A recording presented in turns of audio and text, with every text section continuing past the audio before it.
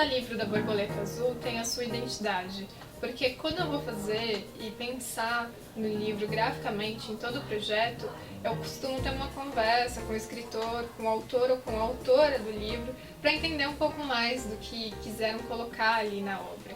Então a gente tem uma conversa sobre o conteúdo, sobre o que a pessoa vê, o que ela visualiza quando ela está lendo o livro dela mesma, do que ela pensou ao escrever aquilo, quais os momentos e instâncias que levaram para fazer aquele projeto. Então a gente senta junto numa reunião para poder conversar, trocar ideias, trazer referências minhas e do autor e da autora. Então por isso eu gosto de estar sempre muito por dentro do que eu estou trabalhando, do que eu estou fazendo. Então eu leio o livro, eu participo, eu troco ideia sobre a parte literária. Sempre que o livro vem de uma edição literária, a gente conversa também junto, eu e o editor, para entender melhor o que foi elaborado e pensado na linha daquele livro para fazer uma identidade que converse no livro inteiro.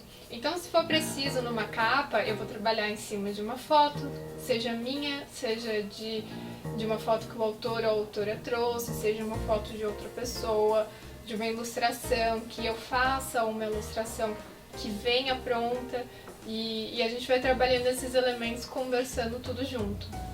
O Manifesto da Hora que o Couro Come, do Marcelo da Silva Antunes, para mim é um livro que junta um manifesto de alegria, de festa, ao mesmo tempo que é um manifesto de cansaço, de violência, de uma rotina muito pesada para as pessoas que vivem principalmente nos centros urbanos. Isso é uma característica que já vem sendo apresentada pelo autor nos outros livros dele. Quando a gente foi começar a trabalhar na identidade do livro, a gente começou principalmente pelo miolo, que eu também fiz, que foi trabalhando na estrutura dele, então pensar no tamanho. A gente teve uma conversa sobre os poemas e no tamanho graficamente deles, então na ideia que foi feita na escrita, de evitar quebras, nesse caso dos versos. Na capa, quando a gente foi conversar, o autor veio sugerindo umas ideias e umas referências que tinham a ver com fotos, com alguns filtros aplicados, que remetessem um pouco a essa ideia de alguém que está observando essa cidade ou alguém que está observando esse manifesto. As fotos foram pesquisadas no nosso acervo pessoal mesmo. Eu tinha algumas fotos de algumas idas que a gente fez em centro de São Paulo, no metrô indo trabalhar, nesses momentos que também tem a ver e são representados pelos poemas do livro.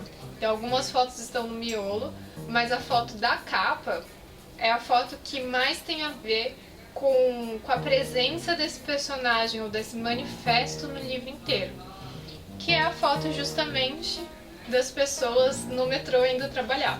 Na fonte do Manifesto da Hora que o Couro Come, a gente quis deixar uma coisa praticamente all type, mas que chamasse muita atenção e não ficasse tão pesada. Então eu pensei numa fonte mais quadrada, reta e que tivesse essa referência comprida, linear, de uma coisa bem sólida do que é representado ali em todos esses momentos de um manifesto numa cidade que tem alegria e que tem violência.